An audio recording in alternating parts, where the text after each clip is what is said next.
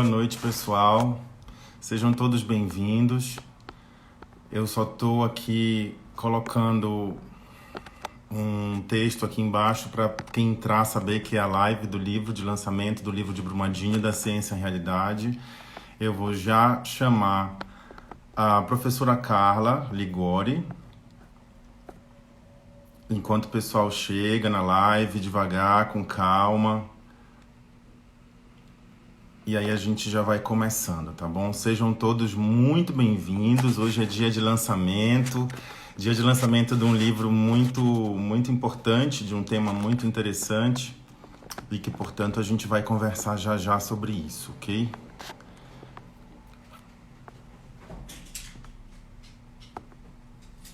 Pronto, já fixei o comentário. Agora eu vou chamar a minha querida amiga, professora. Deem um salve se vocês estão ouvindo bem, se vocês estão vendo bem a gente. Professora Carla, Boa noite, querido. Como você boa tá? noite, tudo bem? Que bom, seja muito bem-vinda aos Diálogos Ambientais. Obrigada, meu Muito bem. feliz da gente estar fazendo o lançamento desse livro hoje, né? É uma live assim bem comemorada, bem aguardada, bem esperada, né, Carla? Com E, certeza. e assim, só para a gente começar a se apresentar e etc., a professora Carla Ligori, advogada, sócio fundadora do Ligori Vital, Advogados Associados, professora da FAAP, doutora em Direito Ambiental Internacional pela Unisantos, e além de ser uma grandíssima amiga que está aí com a gente, né, juntos nesses projetos, né, de direito ambiental que a gente já tem, de pesquisa principalmente, que a gente tem feito já há alguns anos. E, portanto, queria um pouco pedir para que a Carla falasse a respeito desse terceiro livro que a gente está lançando junto, né? A gente já tem o Temas Contemporâneos de Meio Ambiente, volume 1 e 2, e hoje a gente está lançando o Brumadinho, da Ciência e Realidade. Então, Carla, por favor, você que tanto me ajuda aí em todos os projetos, a gente está tocando junto sempre, é uma grande parceria, é uma felicidade para mim estar com você. Boa noite, querido. Meu sorriso não deixa mentir a felicidade que eu tenho. Primeiro de te ver em tempos tão difíceis. Gostaria de poder estar fazendo isso ao vivo, te dar um abraço, Com né, certeza. e demonstrar toda essa felicidade, toda essa questão radiante que nós temos hoje com o pré-lançamento desse livro. Queria dar boa noite também aí aos colaboradores, a todos os autores que estão aguardando para falar. Tenho certeza que tem muita coisa boa para se dizer hoje. Tanto ensinamento, tantas lições para se comentar. Boa noite a todos que nos assistem, que participam da live. Esse é o objetivo. Como o Dan bem mesmo falou, isso é resultado de um projeto particular que nós tivemos como entusiastas e como acadêmicos. Para quem não sabe, nós somos, sim, amigos de longa data. Mais do que isso, nós somos interessados pelo meio ambiente e nós acreditamos na cidadania participativa. Nós acreditamos que todos nós possamos e podemos fazer alguma coisa sempre para melhor. Então, era algo que eu e o Dan, nos corredores da instituição em que nos encontramos e que nos encontrávamos à época, comentávamos a inquietude que nós tínhamos de poder comentar e poder discutir questões contemporâneas, questões atuais, e que trouxessem algum diferencial para a nossa sociedade, para a nossa comunidade e para o nosso anseio. Somos comunicadores, é engraçado quando o Dan fala dessa base curricular, parece tão mais bonita, né, quando ele fala disso, mas somos comunicadores acima de tudo, somos professores, né, e como tais, nós temos uma preocupação muito grande em trazer algum tipo de informação e de informação de qualidade. Eu acho que essa é a maior ferramenta que nós temos como comunicadores e como professores. É a possibilidade de usar a nossa fala, usar a nossa pesquisa, usar o nosso olhar, né, para trazer novos anseios, novas discussões e trazer principalmente essa inquietude que tanto nos acometeu, Dan. Só eu sei quantas lágrimas também nós já tivemos no meio desses bares todos também que já passamos, discutindo questões que ocorriam nessa área do direito ambiental. Então, isso é um projeto particular. Isso nasceu no meados aí dos anos 2015, quando eu e o Dan sentamos e resolvemos criar um projeto de pesquisa que envolvesse e que trouxesse e que trouxesse não só alunos, mas também outros interessados a realizar pesquisa. Tão criticada e, ao mesmo tempo, tão vilipendiada nesse nosso sistema e nesse nosso Brasil. Até porque não se combate a ciência, a pesquisa com achismo, né, Carla? Exatamente. Então, a gente sentiu essa necessidade de desenvolver esses projetos justamente para fomentar a pesquisa científica, né? Exatamente. E que fosse uma pesquisa de qualidade, uma pesquisa que trouxesse algum diferencial, né? Que realmente instalasse em cada um de nós essa não só a inquietude, mas a semente do fazer diferente. Né? Eu e o Dan, nós estávamos conversando para começar essa live, e uma coisa que surgiu, uma questão que surgiu muito com esse projeto foi a vontade que nós tínhamos de memorizar as coisas. Né? Porque é um déficit que nós temos e que nós sentimos todos os dias quando nós estamos não apenas nas salas de aula, mas em conversas, nos congressos, aí, em todos os lugares que nós passamos. E foi daí que surgiu essa ideia de criar, já que ele falou do Temas, eu já aproveito para fazer aqui o jabá, o Temas Contemporâneos. Nós lançamos o Temas Contemporâneos 1 e o Temas Contemporâneos 2. Né, maravilha! Maravilha! É por isso que a gente dá tão certo, meu amigo, porque nós completamos um ao outro. Mas, brincadeiras à parte, foi daí que surgiu esse projeto do Temas Contemporâneos para discutir, debater temas, então, que fossem da contemporaneidade e que nós pudéssemos fazer algo a mais com as lições que isso traziam para a gente. Né? Infelizmente, nós não pudemos evitar, no sentido lógico, não da regulamentação e muito menos da prevenção. Eu não vou adentrar nas questões técnicas, porque eu gostaria que os colaboradores e os autores fizessem isso, não quero dar spoiler, né? Mas nós passamos por um desastre ambiental. Brumadinho é considerado o segundo maior desastre socioambiental do Brasil. E em questões quantitativas, e em questões ecossistemas e de danos sociais, econômicos e até humanitários, ele perdeu apenas para Mariana e também para um desastre que ocorreu na Itália. Né? E isso implica numa série de efeitos, e efeitos também que vão não apenas ao encontro do que nós falamos de regulamentação e de direito, mas também no próprio comportamento humano.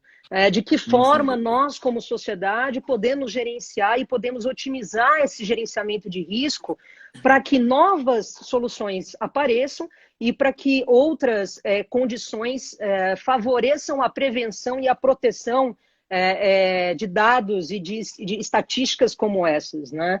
Então, exatamente. Então, foi desse projeto e dessas discussões que nasceu essa possibilidade, essa ideia do Temas, um volume especial, uma edição especial, que foi Brumadinho, que nós decidimos lançar, não em comemoração ao aniversário de 1 ano de Brumadinho, porque, na verdade, em homenagem às em homenagem a Brumadinho, exatamente, para memorizar o que aconteceu em Brumadinho e não para parabenizar o que aconteceu em Brumadinho.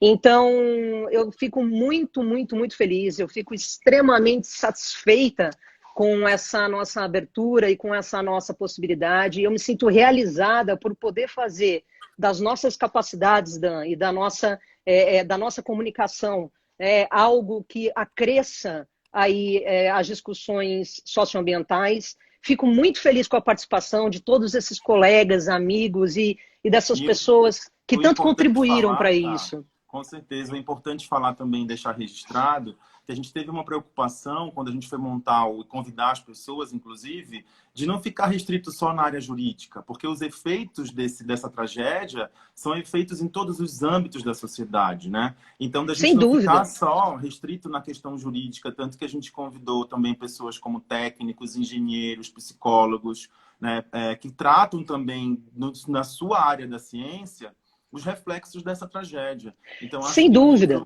O livro ficou um pouco completo por conta disso. Achei que sem dúvida. Eu, para variar com a mania de cortar o Dan, mas quem me conhece sabe, como uma boa filha de italiano, eu tenho que fazer isso, né? Então, perdão, Dan. Sem dúvida, isso sempre foi uma preocupação não só do projeto, mas de nós organizadores, porque nós queríamos apresentar justamente outras visões que não fossem aquelas que sempre surgiram no decorrer de desastres ambientais ou mesmo de atividades minerárias ou qualquer outros problemas que nós viéssemos a enfrentar no desenvolvimento aí, sustentável ou não da economia brasileira. Então, isso foi uma ferramenta, na verdade, isso foi uma preocupação muito presente no nosso projeto, desde o começo.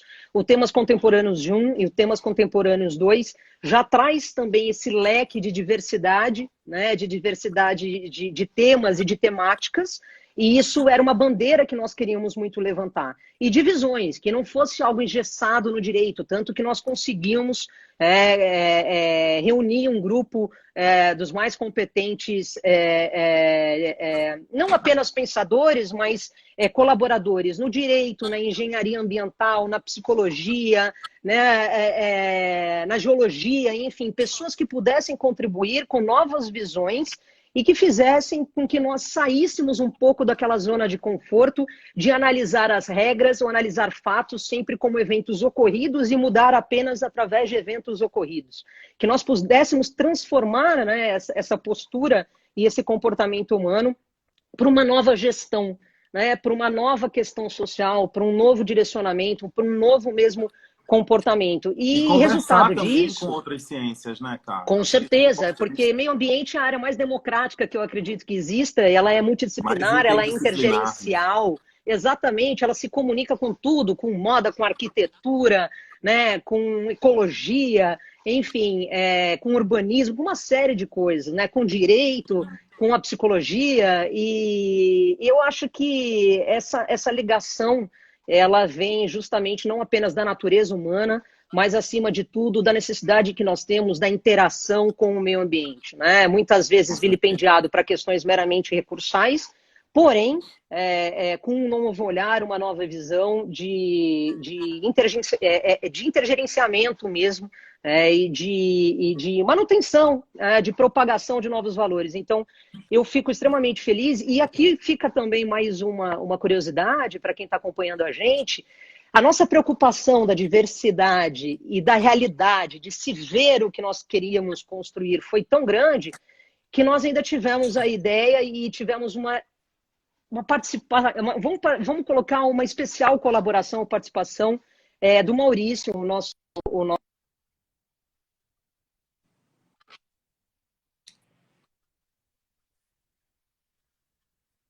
para a capa do nosso livro. Então, acredito que, acima de tudo, nós tivemos a preocupação não apenas do visual, mas nós tivemos a preocupação de tornar real a mensagem que nós gostaríamos de ter. Vocês podem não acreditar, mas organizar um livro é realmente um trabalho muito prazeroso. Então, deixo aqui meu beijo para todos vocês, a minha contribuição. Eu não quero pegar... prazeroso, né, cara? Muito prazeroso, muito prazeroso. Eu posso dizer que só com o Dan já tenho 3 filhos. Minha amiga, eu poderia passar uma live inteira ou 2, 3 falando só com você, mas a gente tem muitos convidados e muitos coautores importantes, amigos, que a gente precisa também debater e conversar. E a gente já está aí com 15 minutos praticamente de live. Já estamos com quase 100 pessoas nos assistindo. Estou muito feliz com maravilha. isso. Eu queria agradecer muitos amigos, não vou conseguir nomear todos agora, mas muitos amigos queridos que estão nos vendo. E queria passar para o nosso primeiro convidado da noite. Né? Eu quero que você fique aí, tá, Cá? Que eu vou te chamar no final. Com prazer, tá bom? com prazer. Por favor. Beijo a todos. No final e aí a gente já continua, tá? Até mais, daqui a pouco eu te chamo. Um beijo grande. Beijo, beijo. Bom, pessoal, agora eu vou chamar para vocês o nosso primeiro convidado da noite. Vamos ver se ele consegue entrar, tá conectando. Professor Wagner Gondim. Fala, Dan, tudo bem? Como é que você tá? Como vai, meu amigo? Tudo bom? Uma honra estar aqui com você também essa noite. Muito obrigado. Quero agradecer bastante aí a tua contribuição. Para quem não sabe, inclusive, o Wagner, advogado, foi meu aluno, Não né, entrega, no Dan, que aí você passado. entrega a idade. Agora é um grande amigo, um grande pesquisador na área do direito constitucional, filosofia do direito também, né, Wagner?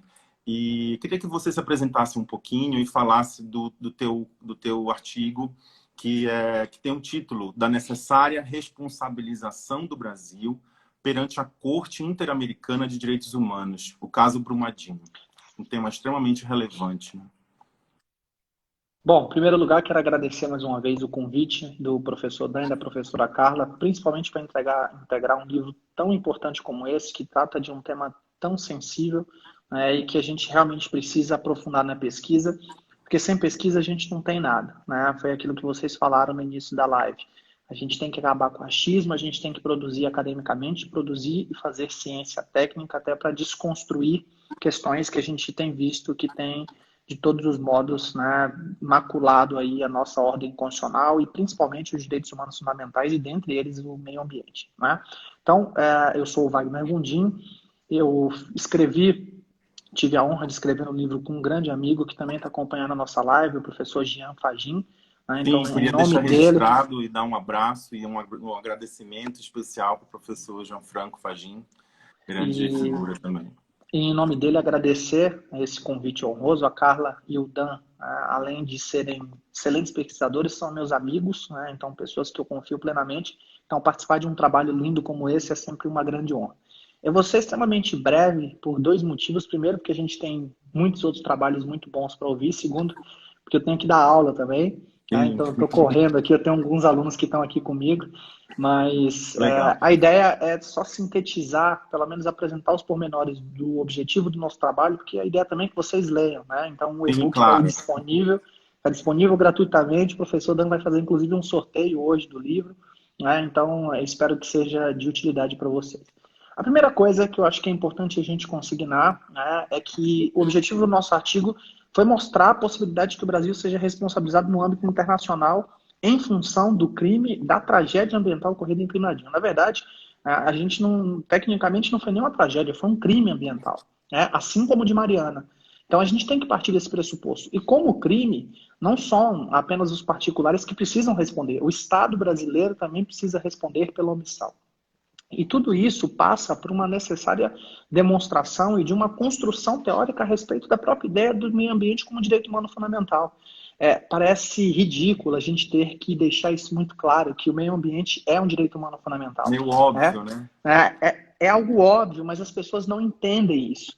Então, o objetivo do artigo foi mostrar isso. Mostrar, em primeiro lugar, a partir de uma construção normativa, isso de um ponto de vista internacional, mas também aqui do Brasil. Então, demonstrar que os direitos...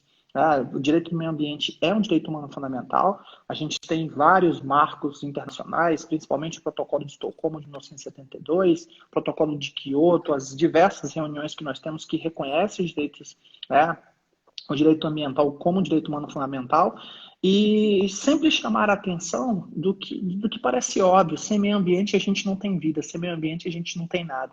Então, o meio ambiente é o solo no qual nós fincamos os nossos pés.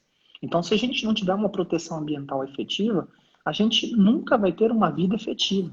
Então, isso é extremamente importante. Então, o artigo ele foi dividido em mais ou menos 3, 4 capítulos que vão abordar desde a ideia da evolução do direito ao meio ambiente como um direito humano fundamental. A gente aborda um pouco a questão do Sistema Interamericano de Direitos Humanos, que na nossa visão seria o órgão responsável pelo julgamento do Brasil pela omissão, né? Afinal, nós estamos falando de duas situações, Mariana e Brumadinho, em que o Estado brasileiro tinha conhecimento dos potenciais riscos, né, de destruição das barreiras. Nós, inclusive, estamos numa situação extremamente complicada, porque nós temos mais de 400 barragens no Brasil e pelo menos mais de 40 sinalizam problemas muito próximos a isso. Então fica muito claro que o Brasil foi omisso na tutela do meio ambiente nesse sentido. E aí a grande questão que fica é, será que é possível responsabilizar o Brasil no âmbito internacional por uma omissão no dever de proteção do meio ambiente? E aí, para mostrar essa possibilidade de responsabilização, a gente fez uma digressão a partir de casos que já foram julgados, inclusive o Brasil já foi condenado em pelo menos duas situações, né, envolvendo o direito ambiental com relação à população indígena, aos povos indígenas. né? Sim. Então existe, nós já temos precedentes nesse sentido, e existe a possibilidade de que o Brasil, se acionado no sistema interamericano de direitos humanos, ele possa ser responsabilizado. O problema é que a gente tem alguns critérios que precisam ser cumpridos, né? E o primeiro critério de admissibilidade do caso é que nós tenhamos o exaurimento, pelo menos a ideia de exaurimento aqui, né, no Brasil, do acesso ao sistema judiciário brasileiro.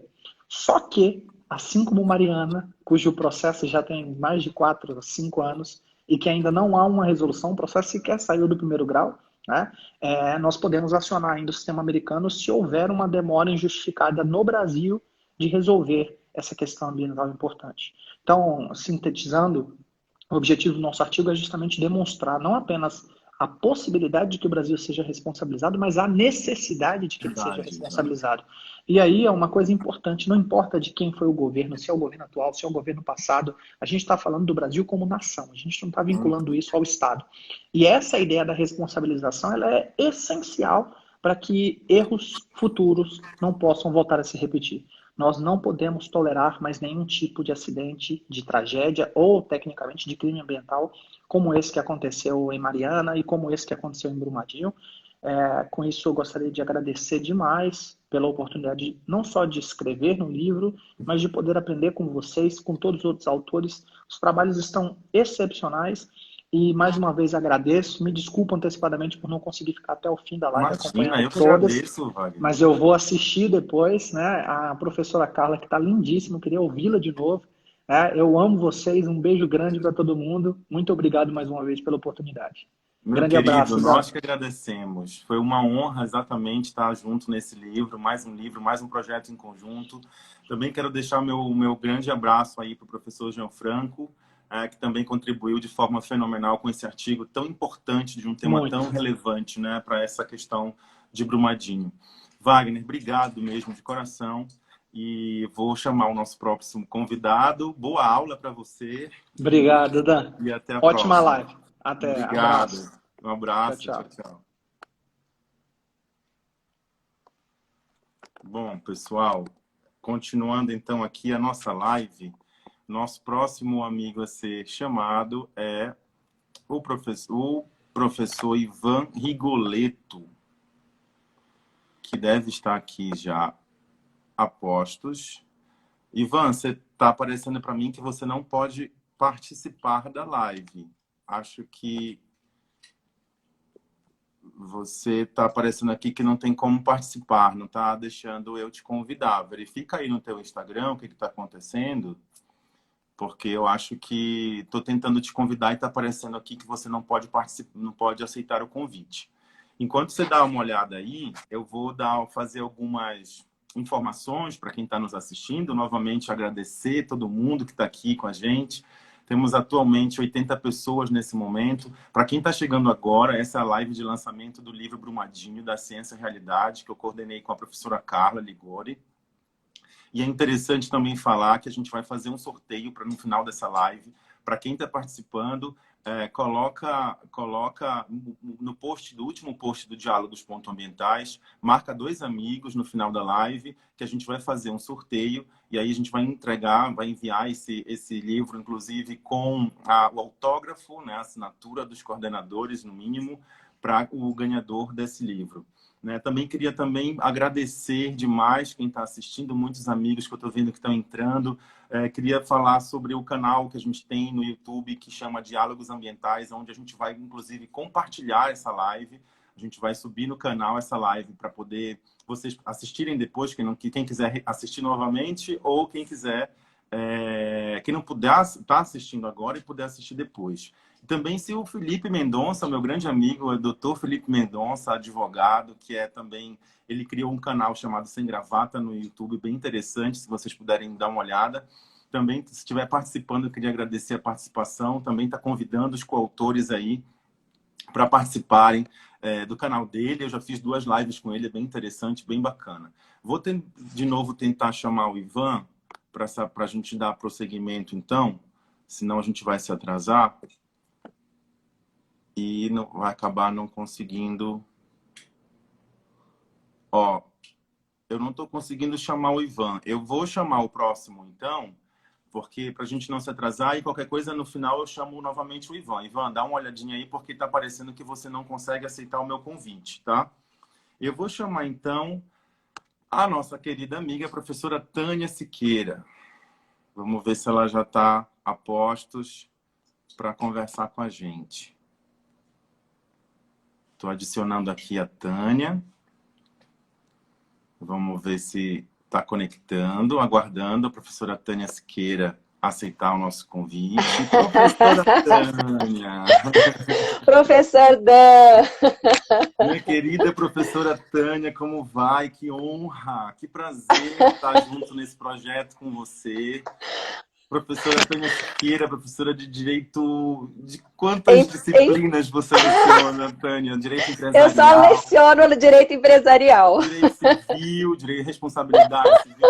Enfim, Responsabilidade Civil. Exato, é uma querida amiga e uma grande advogada, também pesquisadora da área do direito, e que a gente teve a honra aí de participar, de ter junto nesse projeto com a gente. Tânia, queria que você se apresentasse rapidinho e falasse um pouco do seu artigo, que o título é Apontamentos sobre os deveres e responsabilidade dos administradores, no caso da Vale, e de seu impacto sobre os acionistas. Um tema bem interessante também, né?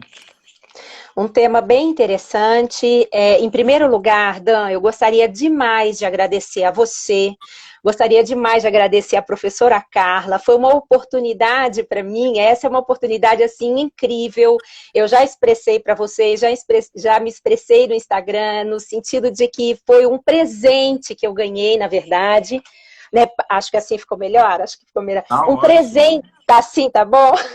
Um presente que eu ganhei, poder participar disso com vocês, teve um significado muito especial para mim. Eu sou mineira, né? Eu sou de uma cidade próxima a Brumadinho, então assim, isso tudo mexeu demais comigo, né? É algo que realmente teve um significado muito ruim.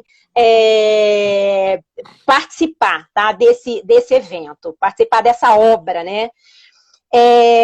Eu fui falar a respeito da responsabilidade civil dos administradores da Vale, até mesmo porque eu destaco no artigo que falar a respeito da responsabilidade da Vale, responsabilidade civil da Vale, é realmente algo inegável. A gente nem é tão evidente, não é? Que eu falei, eu vou partir para a responsabilidade dos administradores. Pois bem, como é que eu trabalhei? Eu vou tentar explicar aqui a minha racionalidade, o que me levou, né, inclusive, até a conclusão, sempre voltado, já de imediato, já iniciando, apontando que eu iniciei o trabalho, eu iniciei minhas pesquisas, dando um realce, um destaque ao fato de que a Vale, né, essa gigante mundial no segmento da extração de minério, ela tem uma importância, ela tem uma relevância, uma representatividade como, né, a exploradora de uma atividade econômica inegável. Ela, inegavelmente, é uma geradora de riquezas para a região, para Minas Gerais, para o país. Então, né? ela para o país, né? Ela é uma geradora de riquezas. E como geradora de riquezas, não é? Ela atua, e tem que atuar mesmo, sob a dinâmica da obtenção de lucros.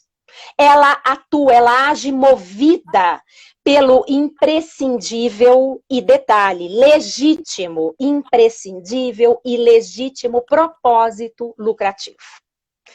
Pois bem, então eu já parti dessa premissa. Só que esse propósito lucrativo, ele não ele não pode ser incompatível com o desenvolvimento inclusivo, com o desenvolvimento sustentável. Ao contrário, eles são aliados. A ideia do artigo foi justamente estabelecer essa ponte, né, essa aliança. Mas constatar que, apesar dessa aliança, não há como não é? Não temos mais espaço para aceitar que grandes empresas, elas atuem, elas estejam voltadas a um propósito restrito de geração de fluxo de caixa. Não se aceita mais na atualidade aquele discurso de CEOs, não é? De atendimento, a satisfação de dividendos, a supremacia do acionista. Os compromissos atuais das grandes empresas, né, eles são compromissos de sustentabilidade, eles são compromissos de perenidade, de uma visão de médio, uma visão de longo prazo. E isso implica políticas de governança comprometidas com a qualidade das relações que a empresa, que as grandes, pequenas, médias empresas estabelecem com todos aqueles que são afetados por essa atividade empresarial. Ou seja, né, com a qualidade dessa relação empresa-fornecedor, empresa-empregado, empresa-consumidor, empresa-comunidade, empresa-estado, empresa-acionista. Empresa, os chamados shareholders. Exato. Eu não estou dizendo aqui, nem seria muita ousadia minha dizer, pretender dizer isso no artigo, que essa conciliação de interesses, interesse, finalidade lucrativa, interesse do ambiente empresarial, interesse dos acionistas, que essa compatibilidade, que ela é fácil de ser conciliada com os interesses dos shareholders, dos stakeholders, que é assim que se diz, não é? Eu não estou dizendo que é fácil, isso seria muita ousadia minha. Só que, ao longo do artigo, eu quis demonstrar que uma assertiva é indene de qualquer dúvida. Aquele agente econômico, todo aquele agente econômico que gera externalidades negativas, todo aquele agente econômico que cria riscos, ele tem um dever legal de investir em prevenção, de investir em precaução, de trabalhar problemas, de identificar vulnerabilidades na exploração daquela sua atividade econômica, de garantir segurança e também transparência. Transparência em relação a todas as medidas de prevenção, todos aos meios que estão sendo utilizados para se atingir, para se cumprir aqueles deveres que são impostos pela lei. Não é? E com isso, gerar informações. Informações que devem ser disponibilizadas de uma maneira muito clara e muito objetiva para a comunidade, para os investidores. Para os investidores. Os investidores, eles precisam, os acionistas e demais pessoas, aquela comunidade que interage, que é atingida por essa atividade, ela precisa de informações, ela precisa saber onde ela está investindo, o acionista precisa saber onde ele está alocando os recursos dele, a comunidade precisa ter informações transparentes. Mas não informações mascaradas, retóricas, relatórios purpurinados, não é? Que trazem muitas informações, mas pouco comunicam, isso é muito comum, não é? Que foi tudo aquilo que ficou evidenciado ao longo das investigações.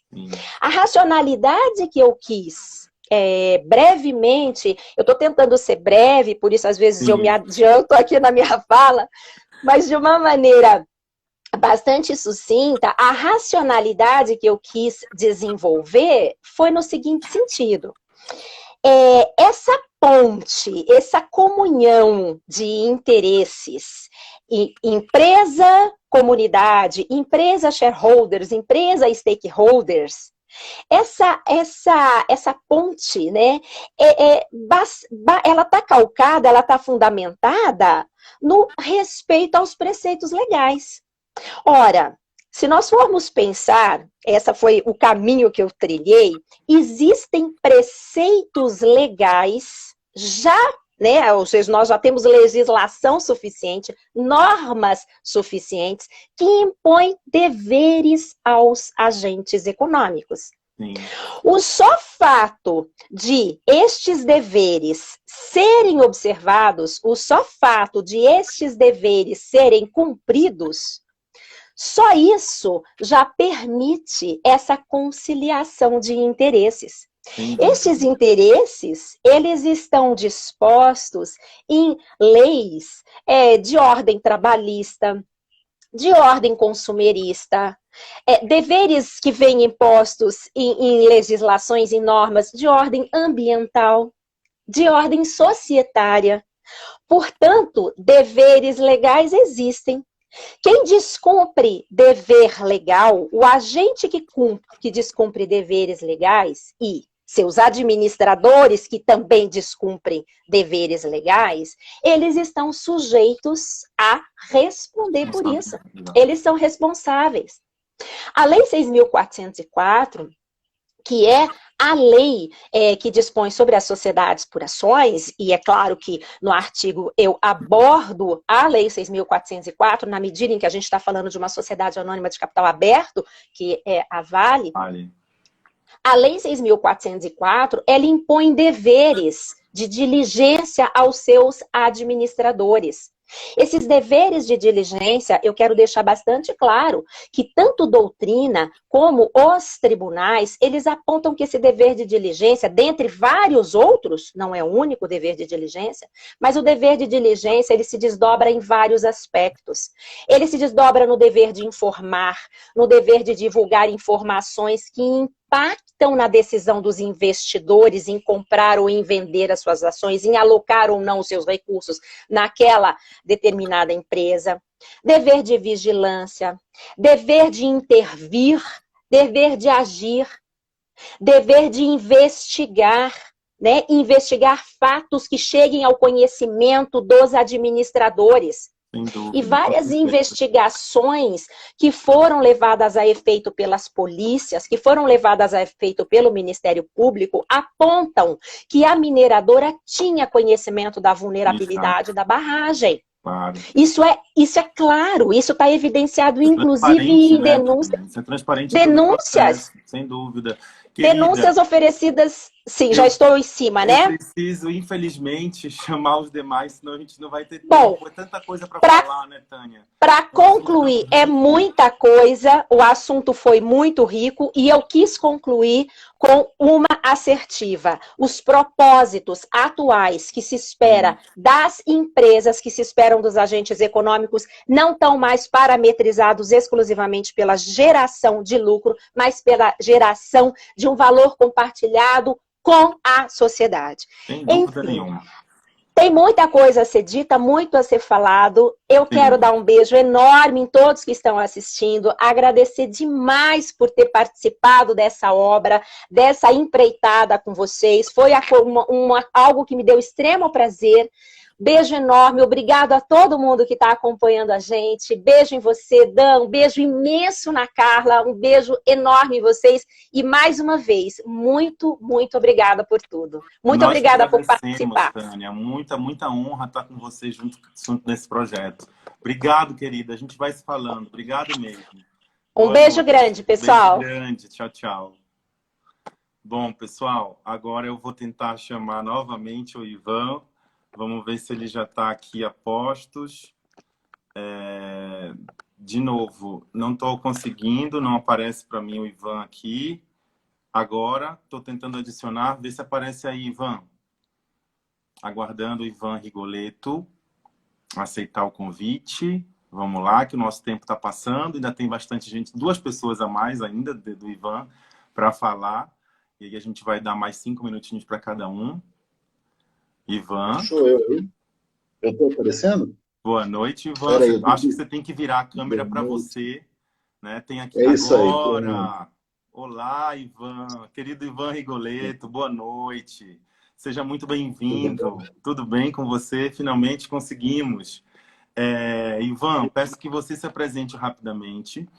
E como a gente ainda tem mais 2 pessoas para apresentar, eu queria que você fosse bem breve. Você, inclusive, participou de 2 capítulos. Um com a querida Cláudia Iannelli e um outro capítulo com as queridas Maria José Marcos e Sani Borgomoni, que infelizmente não puderam estar presentes. Então, eu queria que você Opa. falasse rapidamente sobre esses dois artigos, e aí eu vou precisar, infelizmente, te cortar daqui a 5 minutos, porque senão a gente não vai ter como apresentar os demais, tá bom? Seja muito bem-vindo, obrigado desde já. Sem problema. Eu queria realmente agradecer tanto a Cláudia, a Maria José, a Sani, por dividirem comigo o capítulo que era delas. Foi uma experiência bem gostosa. Eu acho que poucos sabem, talvez só alguns dos autores.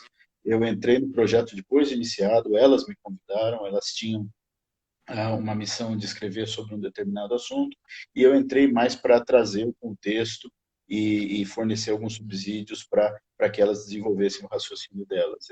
Isso foi muito bacana, os artigos acabam sendo mais delas do que meu, e é muito bacana ter tido essa oportunidade, isso me deixa muito feliz. A você também, Dan, pela paciência comigo, e a Imagina. todas as pessoas que vieram. Aí eu vi bastante gente, acabei de ver um aluno meu entrando aqui agora, muito bacana. Bom, eu não sou advogado, sou engenheiro. Sim. Eu tenho um mestrado em engenharia civil, minha formação original é engenharia química, um doutorado em engenharia mecânica, e hoje eu sou diretor de desenvolvimento sustentável de uma mineradora de metais preciosos do Brasil. E tive a chance aí de analisar, até de estar relativamente perto do ponto de vista físico de Brumadinho no passado mais recente. E com relação ao primeiro artigo, o artigo que eu escrevi com a Cláudia, é um artigo que tem um viés ambiental, ou seja, o que a gente analisou? A gente analisou risco, e aí a gente começa o artigo contextualizando o que é risco, contextualizando a região de Brumadinho, contextualizando o rompimento da barragem e um pouquinho como que isso é gerenciado hoje em dia do ponto de vista de sistema de gestão, quais são os instrumentos legais.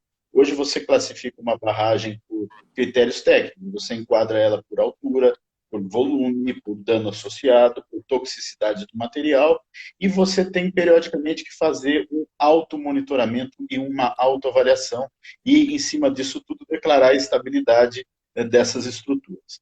Tá? Então, é esse o processo que aparentemente vinha funcionando desde Mariana, e a gente descobriu que o processo é muito bonito no papel, mas na prática ele tem aí alguns furos. Tá? A gente também contextualiza o acidente, diferente do acidente de Mariana, ele foi um acidente filmado por várias câmeras, então você consegue entender quase que imediatamente as questões técnicas que estavam presentes no momento e o que pode ter acontecido. As conclusões, do ponto de vista técnico, são bastante rápidas. E aí, aquilo que a gente viu, 270 pessoas morreram, 11 delas não encontraram nenhum pedaço do corpo para enterrar ainda, 11 famílias ainda não conseguiram enterrar nenhum pedaço do corpo dos familiares. Isso mais Na verdade, não é nem um depois. acidente, né, Ivan? É uma tragédia, Pois como a é, gente comentou mesmo, né? pois é. Pois é, eu acho que chamar de acidente também já está usando a palavra errada. Tá? A gente ouviu algumas palavras aqui, mas eu prefiro usar o termo técnico, o rompimento Sim, claro. da barragem. Mas, sem dúvida nenhuma, chamar de acidente o que aconteceu quando você teve uma série de executivos da operadora da mina da unidade sendo indiciados pelo Ministério Público, técnicos da empresa que fariam o laudo de condição de estabilidade da barragem, aceitando parâmetros absurdamente inaceitáveis. Meu filho de 16 anos, que não entende nada de geotecnia, não aceita e consegue entender que 1,09 de fator de risco é um fator inaceitável. Então, onde já se viu a maior empresa de consultoria do Brasil, uma das maiores mineradoras do mundo, não entender dessa maneira. Sim, claro. Então, é uma questão bastante complicada. Então, a gente analisou os impactos, primeiro na sociedade, depois na economia. A gente considerou que uma legislação, um arcabouço legal muito bonito no papel, na prática, ele encontra algumas deficiências, mas, do ponto de vista ambiental, está na hora agora de consertar. É igual o Marquês de Pombal fez em Portugal, depois dos terremotos. Agora é hora de você remediar os danos, e a Cláudia propõe no artigo uma série de estratégias aí do ponto de vista florestal para fazer essa recomposição e inclusive, trazendo como modelo o próprio trabalho que foi feito pela Samar, que é o projeto Renova, que é uma fundação, na verdade, a Fundação Renova, que vem fazendo um trabalho muito interessante, um trabalho muito razoável do ponto de vista técnico, um trabalho bem conduzido no sentido de equacionar o passivo de Mariana, e talvez o caminho de Brumadinho seja um caminho parecido com o caminho que vem sendo conduzido em Mariana. Esse foi o primeiro artigo, um artigo que tem um viés ambiental.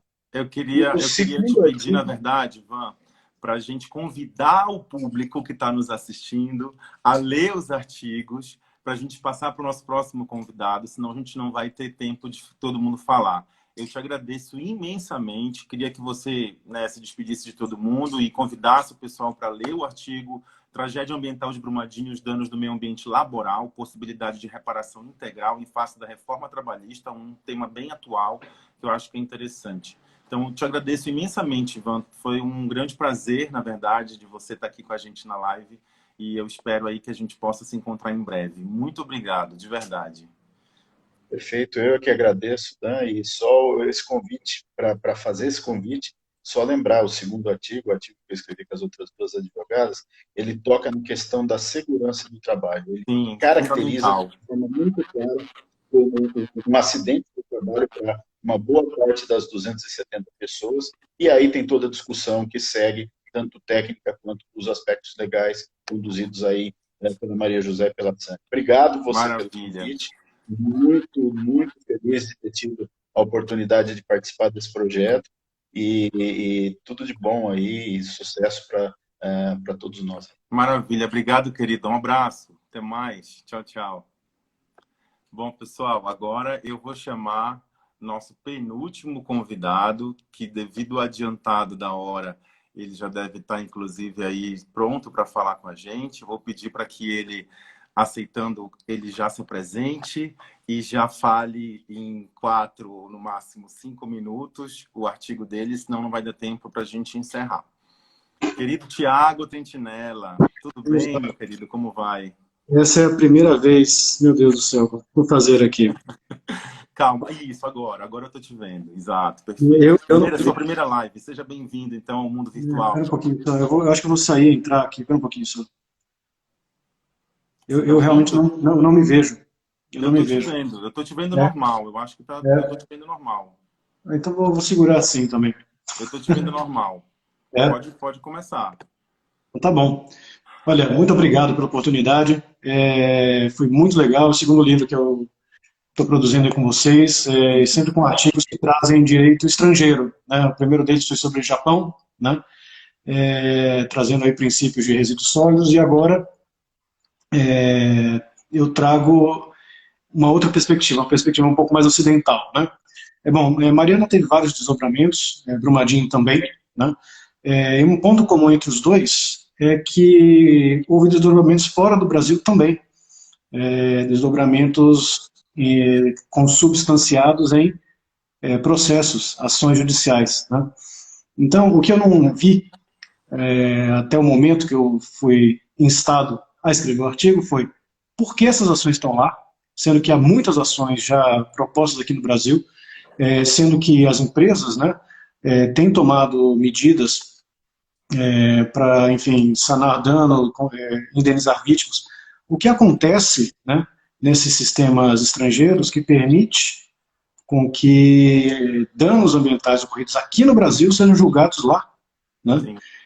Então, a gente tem que fazer primeiro uma diferenciação, né? Apesar de muitas similaridades entre os incidentes de Mariana e Brumadinho, né, nas justiças estrangeiras eles têm tratamentos bastante diferentes, né? Primeiro, Mariana, né?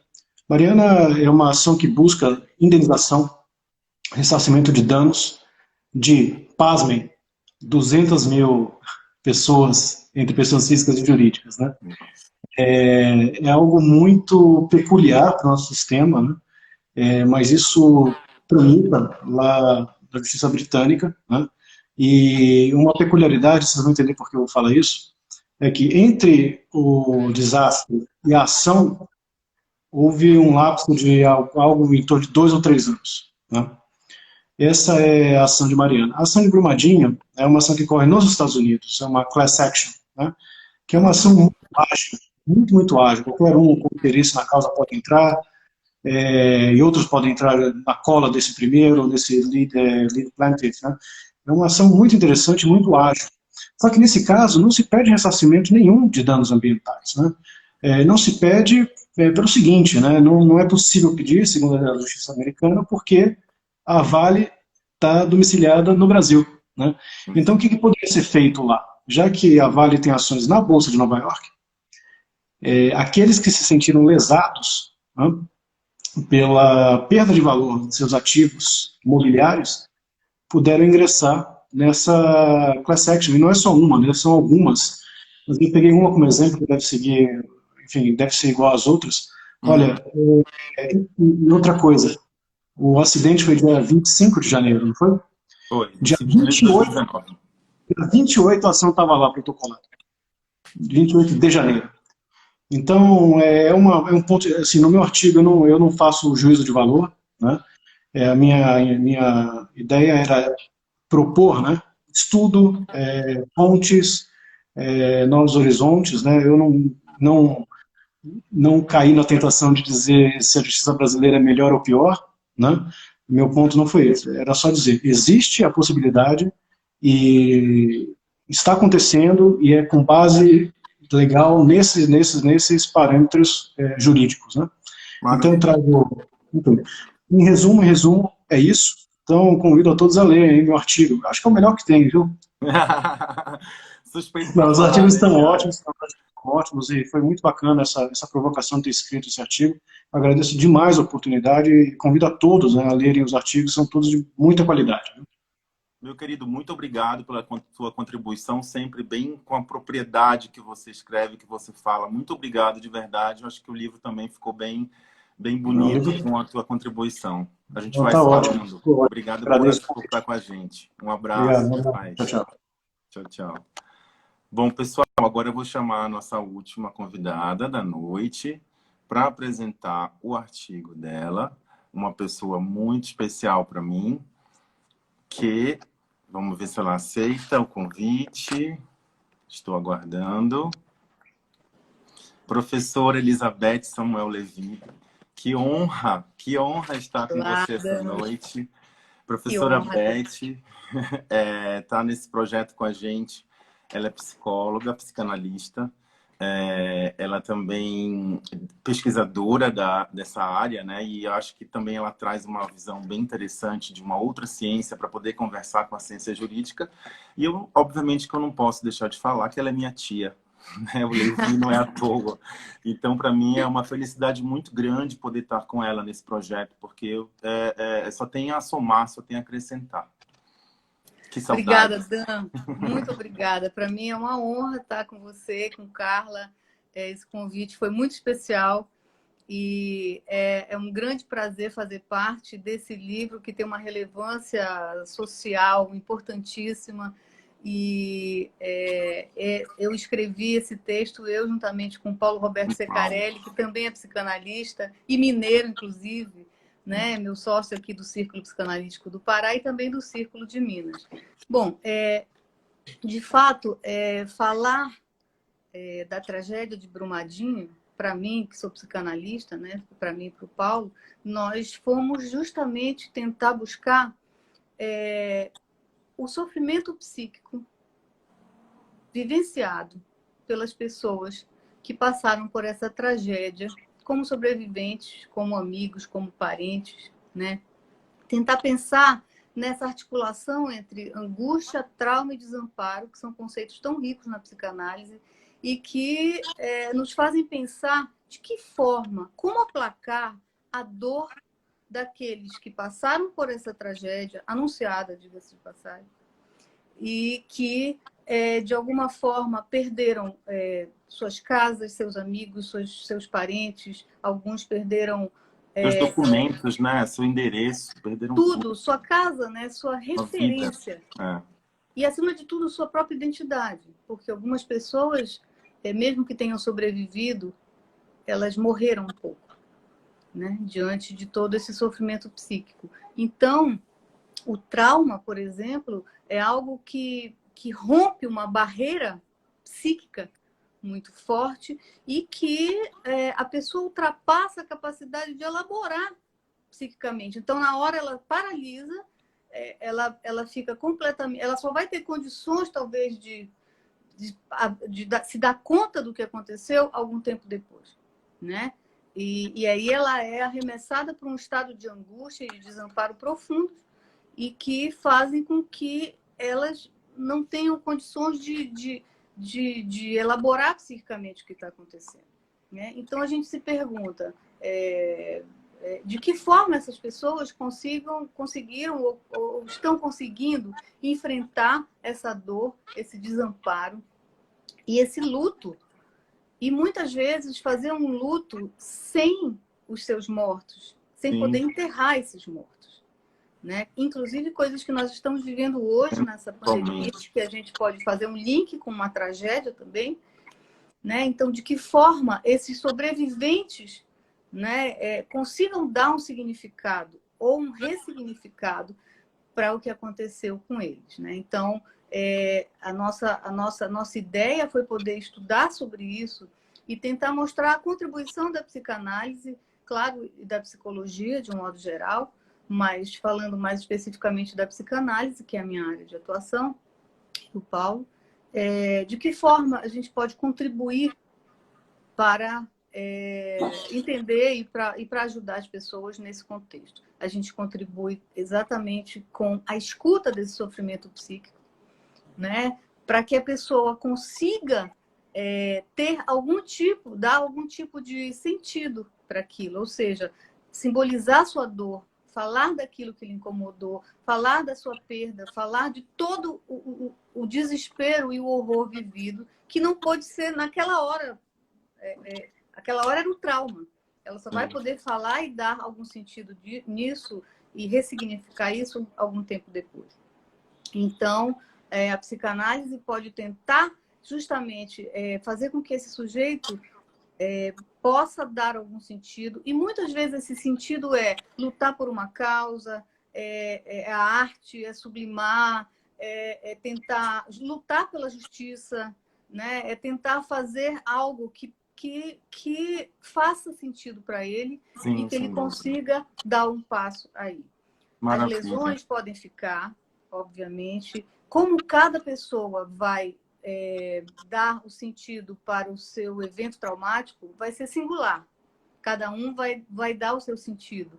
Mas é muito importante que a gente saiba que as pessoas podem ter condições de ressignificar, podem ter condições de transformar a dor em uma experiência, a dor em palavras, e que isso possa fazer com que ela saia desse estado de luto profundo, de angústia, de desamparo e consiga dar alguns passos para frente. Maravilha. Então, essa é a ideia de poder dar esse suporte e que a psicanálise possa escutar o sofrimento psíquico dessas pessoas que passaram por esse horror. Maravilha. A gente está com 1 minuto e 30 segundos para terminar a live. Tia, vou te chamar de tia porque você é sempre tia. Claro, meu amor.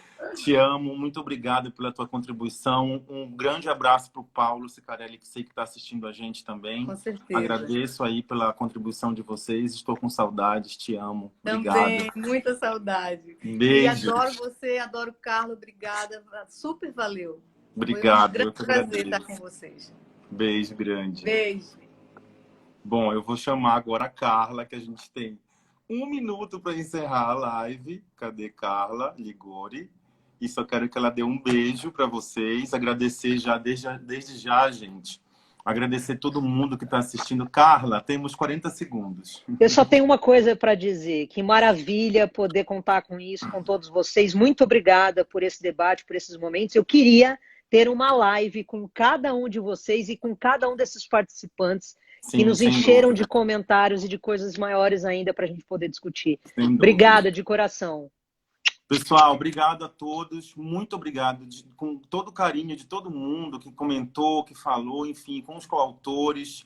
Não queria esquecer de ninguém, então não dá para nomear. Obrigado, Carla, obrigado pela tua amizade, pela luta da gente continuar aí nessa batalha. Vamos em frente. Um ambiente melhor. Continuamos. Beijo, gente, obrigado. Sigam Diálogos Ponto Ambientais. Tchau, tchau. Beijo, amiga. Tchau, querido. Tchau.